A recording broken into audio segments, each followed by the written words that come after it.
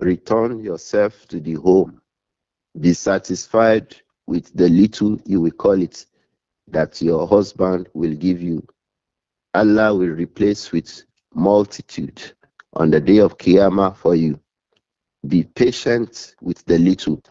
Return to chastity. Return to shyness. Return to modesty. Return to the honor that Islam places on you by concealing you and making you something people have to start looking for before they have access to you. When we were younger than this, and women just started using niqab, that's now common everywhere. You hardly hear a niqabi talk. Don't say it's her voice now aura. Her voice is not aura, but out of honor and self-respect, they hardly talk. Go and read any psychology, anything on psychology. The basic ruling for women is to stay indoors, and she can only go out because of serious need. Can we say women active on social media is not indoor again? Can we call men who allow their women on social media without serious caution the youth? Jazakumullahu khair. Ameen wa antum fa jazakumullah khairan. Well, I hope that the question is not inciting anything against anybody. It is rather asking for a nasiha. The social media is the public now. It has become the public now. It has become out of the home now, even though the person may be inside the home. Once you connect on the social media, you have gone out of your home. Once you connect on the social media, you have gone out of your home in terms of the voice, in terms of your person, in terms of everything. Once you're on the social media, it's like stepping out of your house into the public.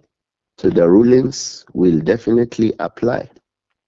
If it is not absolutely necessary for you, oh, I have a class. I know a sister almost every day she has classes. She has classes on Quran. She has classes on Nahu, Surf.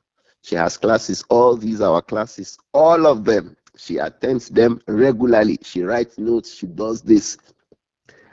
Zoom too. Some people can argue it's also social media. Okay, if it is necessary, just like you are going out of your home to a madrasa, you go out to your madrasa or to a masjid if your husband allows you, and then you come back home. So if these are the things you want to do on the social media, if these are the links you want to connect to on social media, on YouTube, on Telegram, Alhamdulillah, I congratulate you.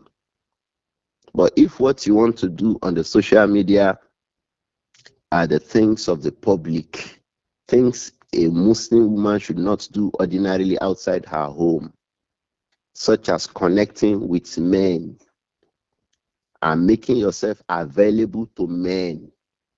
I know a sister, before now, she would stylishly provide her passport size photograph on the internet.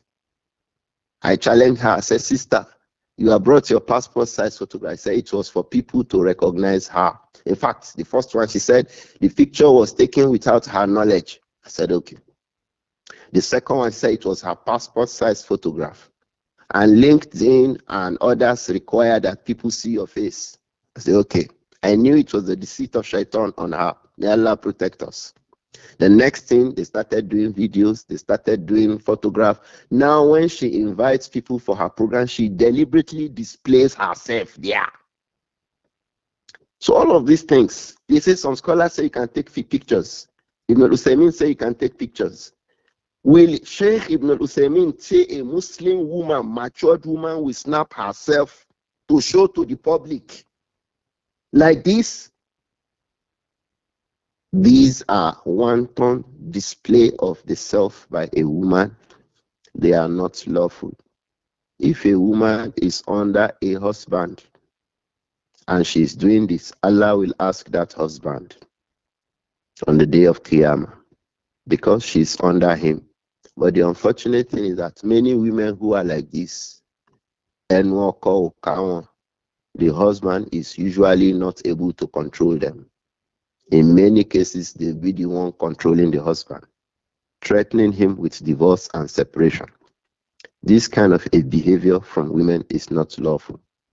The basic rule in our religion about women is covering. At-tasattur, you are covered. In your salat, you are completely covered.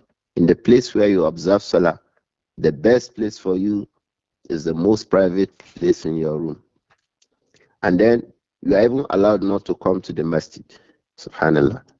For comes to salawat, the wives of the Prophet, radiyallahu anhunna, Allah prevented the companions from having easy access to them. He said, وَإِذَا سَأَلْتُمُوهُنَّ مَتَاعًا فَاسْأَلُوهُنَّ مِنْ وَرَاءِ الْحِجَابِ. The wives of the Prophet. There should be a barrier between the companions and them. Today, the internet has broken every barrier. Women advertise themselves, they advertise their children. A woman did meat pie and meat roll, chicken pie, sausage roll, egg roll. She used her beautiful daughter as advertisement for egg roll, chicken pie. I cannot imagine that a Muslim woman can do this. May Allah forgive all of us. We are not insulting anybody. And wallahi, nobody is intending any insult to anybody. But the truth must be said. When women begin to follow a path like this, it will lead them to places they don't expect. May Allah protect us. So for the sake of Allah, withdraw yourselves from the social media, O woman who fears Allah. Return yourself to the home. Be satisfied with the little, you will call it, that your husband will give you. Allah will replace with multitude on the day of Qiyamah for you. Be patient with the little. Return to chastity. Return to shyness. Return to modesty. Return to the honor that Islam places on you by concealing you and making you something people have to start looking for before they have access to you. When we were younger than this, and women just started using niqab, that's now common everywhere. You hardly hear a niqabi talk. Don't say, is her voice now aura? Her voice is not aura, but out of honor and self-respect, they hardly talk. Go and read any psychology, anything on psychology. They will tell you, brilliant and intelligent people don't just speak. Their speeches are measured. And when you are a person who doesn't just speak, people respect you. So because of your honor, you are in midst of people, everybody is talking, you keep quiet. When you need to talk, you give the statements and you go away. But when you're in the social media, you are the one talking, calling people, inviting people, doing this webinar.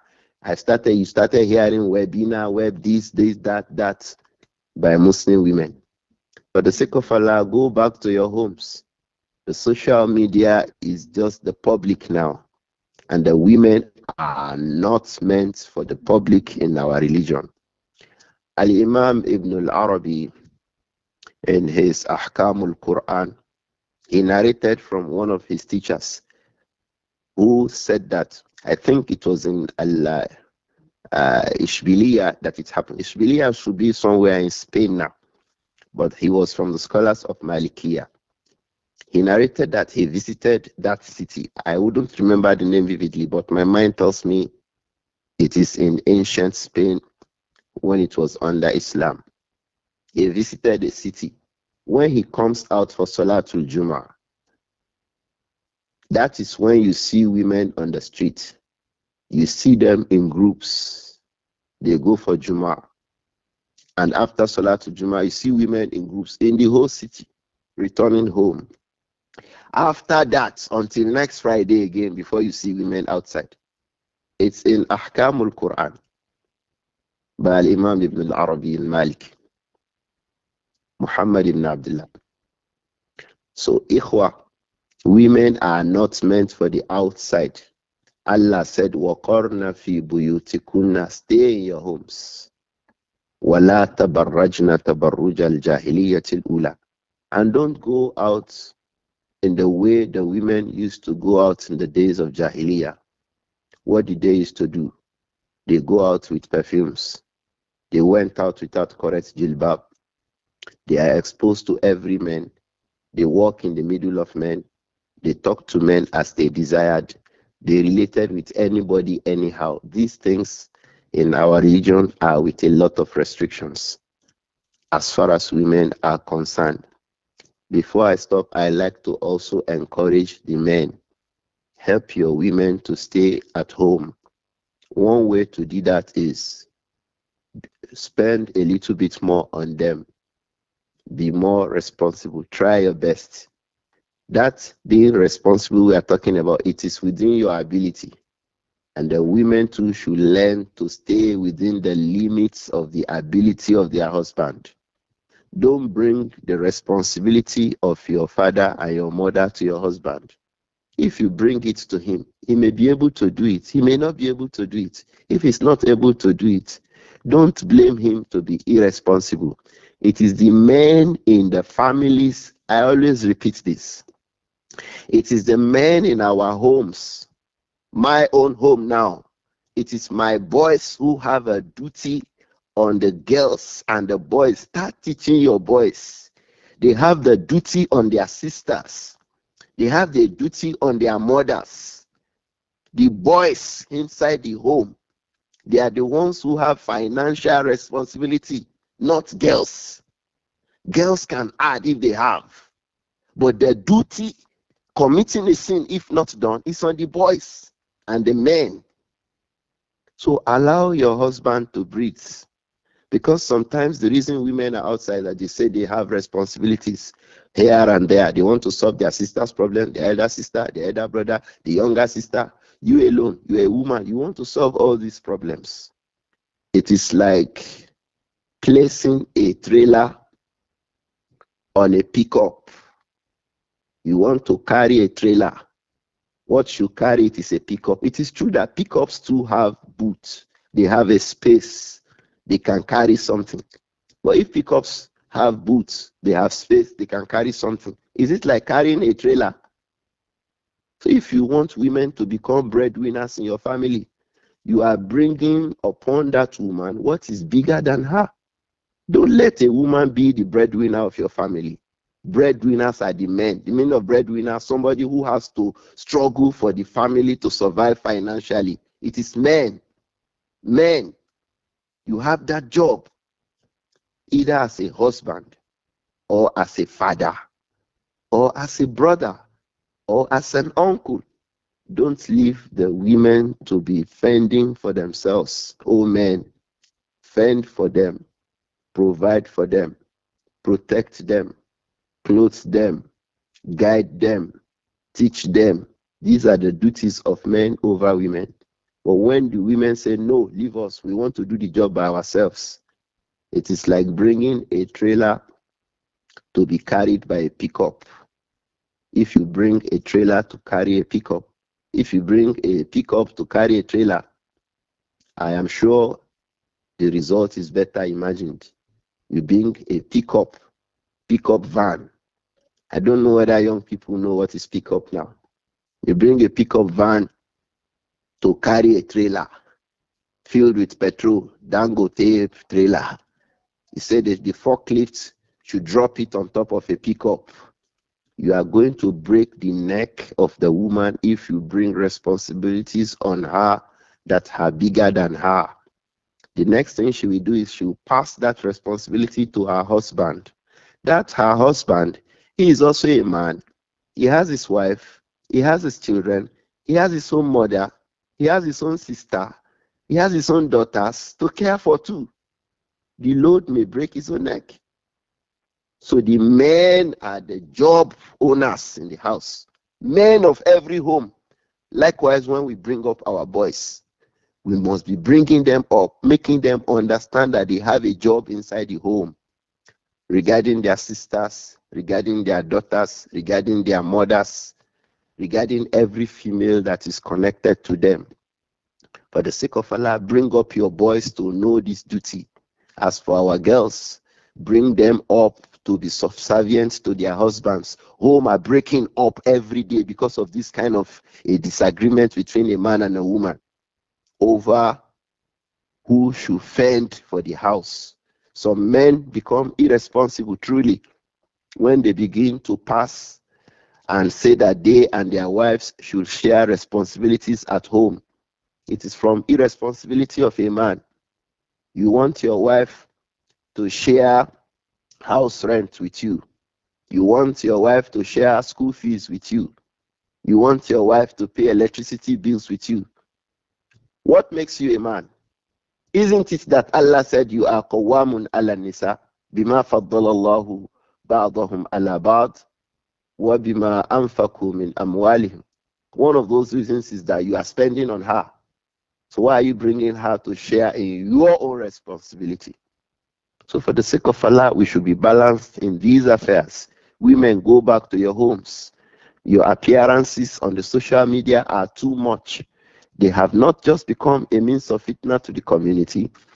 It is a means of fitna to you yourselves. Many women have lost their religion. They have even lost peace of mind. And that's why you always find two expressions now common, or three, amongst Muslim women. The first one is mental ill health. Mental health. We have mothers. I still have my own mother. We did not used to hear them say mental health, mental health, mental health. It has become a problem now. Almost every Muslim woman now, when she has a problem with her husband, she starts shouting, my mental health is unlawful. My mental health is going down. My mental health. I think it's one of the plays of shaitan on the people. And it usually comes when people become disobedient. Check yourself.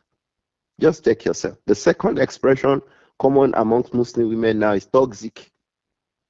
They give that as an excuse to go out of the home when they like.